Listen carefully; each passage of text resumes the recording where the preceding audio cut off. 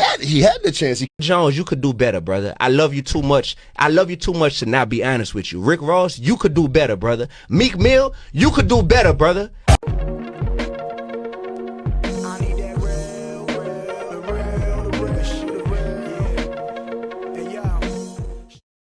Jim Jones, you could do better, brother. I love you too much. I love you too much to not be honest with you. Rick Ross, you could do better, brother. Meek Mill, you could do better, brother. I love you too much not to be honest with you. Are you the face of prison reform? Cause are you the face of prison reform? Or are you sitting here on your new song with Ross talking about getting somebody murked and shot at the red light? Which one is it, bro? Which one is it, bro? Cause I did a shoe giveaway in my city and gave out 1,300 pairs of your shoes because they said reform underneath them. And I love that you partnered with a major shoe company and you out here pushing prison reform. But now I got to sit here like, man, this man glorifying getting people killed as of a week ago. Like, what are you doing, bro? Lil Snoop really got killed. That broke your heart. You wear him around your neck. Why are you glorifying the same thing when my best friend got killed? When Carl got killed, New Orleans know who I'm talking about. When Carl got killed, and I had to go to his funeral and read the eulogy and be part of the funeral. And I got back in my car, Sway, after the funeral, and I turned on my music, and I realized I'm listening to music that's glorifying the same stuff that just happened to my best friend. It gave me chills, and I needed that moment. That was my come to Jesus moment of like, D, you got to do something different, brother, because you have a taste for this poison, but you're attracted to the poison. And rap is great. The rap game, hip hop industry is great at cooking up some delicious poison. I don't call you out because I got a problem with you, man. Like, I wish we could go get lunch right now, me and any of them. I love you too much to not be honest with you. There you go. That's what it is, bro. Yep. And so if anybody feel bad about being called out, it's like let's talk. Let's talk.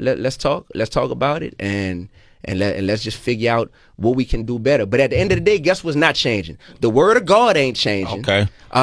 There's death and life in the power of the tongue, Proverbs 18 and 21. That's not changing. And trying with this foolish argument that it's just entertainment. This ain't real. How many more people got to die in the hood, man? How many people at the end of the day lives got to get ruined and poisoned, and how many rappers got to get killed for us to be like, come on, man? When it's hip hop, it's a whole culture, and it's implied that this is autobiographical and this is nonfiction tales that people are telling. How much does that have to happen? So don't hit me with that. People just don't want to confront the reality of this stuff, man. Hey, yo, what's poppin'? It's your boy Marc-Black. Thanks for tuning in. Want to ask y'all a question. I know y'all seen the footage. Dee-1 speaking on Meek Mill, Rick Ross, and Jim Jones. And then Rick Ross and Jim Jones replying. And Jim Jones saying somebody could possibly put hands on Dee-1. Like, mind you, I was just on Instagram. I don't know if y'all remember Mr. Servon. He's from New Orleans. That's where Dee-1 is from too. He's a former No Limit artist, and basically he was speaking up for Dee-1. But basically, like, at the end of the day, how do y'all feel? Is Jim Jones tripping? Is he doing too much? Or is Dee-1 wrong in hating for even speaking on these artists and these men? You know what I'm saying? Because at the end of the day, it's true. These men do have to take care of their family, so they doing what they got to do to make their money. You know what I'm saying? But on the other hand, to a point, some people look like that's selling your soul. You know what I'm saying? Because the bigger picture is, yeah, you got to feed your family and shit. You know what I'm saying? Which even a person like me, like a person that don't got money like these guys, right? I got to feed my family, right? So I could sell my soul. I could sell my soul and do whatever to get the money. But on the other side, it's like, at the cost of what? You know what I'm saying? So that's the whole point. It's like, yeah, you got to do what you got to do to make your money, but same time, look at what you're affecting as far as like the effect you have on the world, the effect you have on the kids coming up listening to your music that's glorifying gangbanging, shooting, selling drugs, living a fast life, you know what I'm saying? On the other side, it's like, how can you tell me what to talk about? This is what I've been through in life for the most part, because some people have and some people haven't, but some people have been around it enough.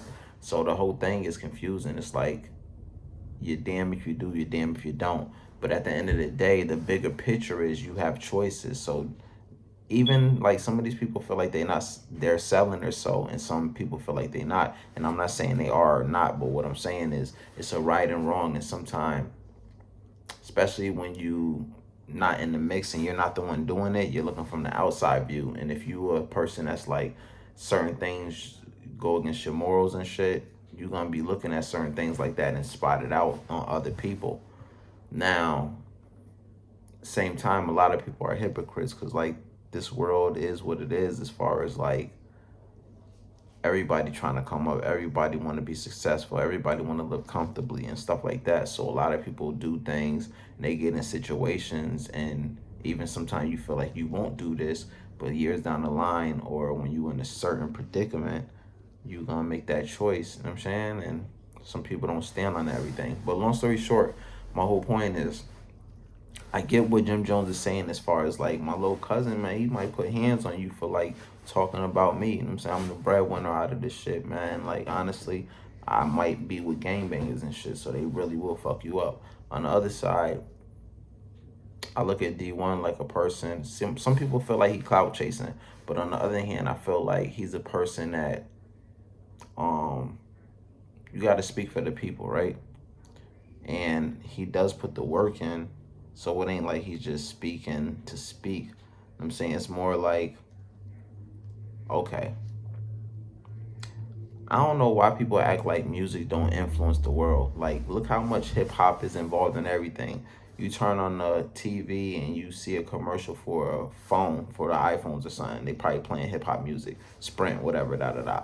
Then you turn on the NBA, their music is damn near hip hop. Then you turn on this and then the third. Look how white people acting. Not to say they shouldn't act hip hopish or nothing, but I'm saying, like, think about the 90s, how they was acting to now. A lot of them say the N word. You know what I'm saying? So, and that's due to hip hop, and like even us, like, it's, you know what I mean? So this shit is a big influence, and we can't lie, like kids don't get influenced easy, and they don't run everything. Like, you know what I'm saying? Everything is ran by what the kids like. You know what I'm saying? So I get both sides, but like I said, man, I don't think it should be like anybody should get hurt about this, you know what I'm saying? But sometimes when people speak about you, period, you like, why this motherfucker mentioning me out of all these motherfuckers in the world?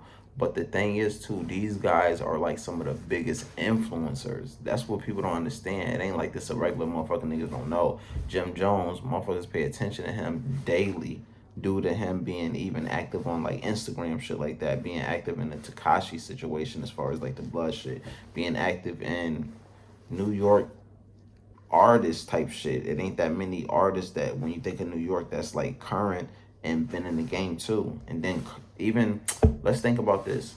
Cam got his show with Mace. That shit is popping every day, right? Even off of that, we think about Jim Jones. You know what I'm saying? So, who's the other people? Rick Ross and Meek Mill just dropped the project. You know what I'm saying? Philly's one of the most dangerous cities in the world. Meek Mill's from there. And then, but the thing is, like, y'all remember when Kanye dropped that, well, he was talking shit in a vlog, an interview he did with Big Boy. Mind you, a lot of people felt like he was talking about this person or that person. A lot of people felt like he was talking about Meek Mill, because he's supposed to be like part of the prison reform shit. And then you talking about violence in your songs. What do you say to people that say you turned your back on the culture or Exactly. black people? 100%. I have turned my back on the idea of victimization mentality. We are locked up. We went from 1 and 4. We went from 1 and 4 to 1 and 3, but we always pointing at the white people, but yet we want to spend all of our money on foreigns. We want to spend all our money on luxury as opposed to going and buying some land. America is for sale, and there's a lot of barren land. Disney bought a lot of it in Florida. But the culture has you focused so much on fucking somebody, bitch, and pulling up in a foreign and rapping about things that could get you locked up and then saying you about prison reform. Like, it's, bro, we brainwashed out here, bro. Come on, man, this is a free man talking. And that's why the Kanye interview and then Dee-1 interview was like, nigga, are they tripping or they making sense? Do this shit like, I mean, they got a point. I don't know, man. I'm gonna leave it up to y'all to decide. Y'all see what I'm saying, so y'all see how I feel, man. Y'all should understand how I feel, rather. But I fuck with all these artists, man. They all talented, you know what I'm saying? Like, at the end of the day, hopefully cooler heads prevail, because it ain't that serious. It's really like conversations that we need to have. Like, honestly, this is the conversations that need to be had, not like, oh, who got the newest car that's about to come out this year, and damn, I had the last one, I had it before the year even started, all that weird shit. Like, who got these diamonds, who this and that and the third. Talk that shit, because like, to a point, like, I mean, it does motivate people. It motivates people to rob and shit too, don't get it twisted. But it motivates people to hustle. So talk that shit, and it's your life, so talk it, you know what I'm saying? But at the same time, see, it's hard to say, because like, even these artists out here, they have enemies. They have people that want to see them gone. Even if they don't have enemies, it's jealous people that, oh, don't like what you rocking, oh, want to have what you have. So at the same time, they're probably always thinking, I gotta have a gun on me, I gotta have security, this and then the third. So they popping they shit with that too. So that's when I can't blame, you know what I'm saying? Because it is like a dangerous it's a dangerous game, and it's a dangerous world, man. You know what I'm saying? So that's why I'm gonna just leave it up to y'all, man. Like, let me know if y'all feeling what I'm saying. You know what I'm saying? Like, comment, subscribe to the channel, but definitely comment below. Let's have this interaction back and forth or whatever, you know what I'm saying? But salute to all the artists on Meek Mill and Rick Ross just dropped the album Too Good to Be True. Jim Jones just dropped the album with Bird Gang. I think it's Bird Gang 2.0. And then I'm not sure if that's the album name, but go check out Jim Jones Bird Gang. Y'all see that pop up. And then something else. Oh, Meek Mill just dropped the freestyle Funk Flex. You know what I'm saying? I'm a hip hop head, man, so I pay attention to everything, you know what I'm saying? But much love to everybody that's checking this out, man. Hopefully I ain't take up too much of y'all time. It's your boy Marc-Black, man. Till the next time. One.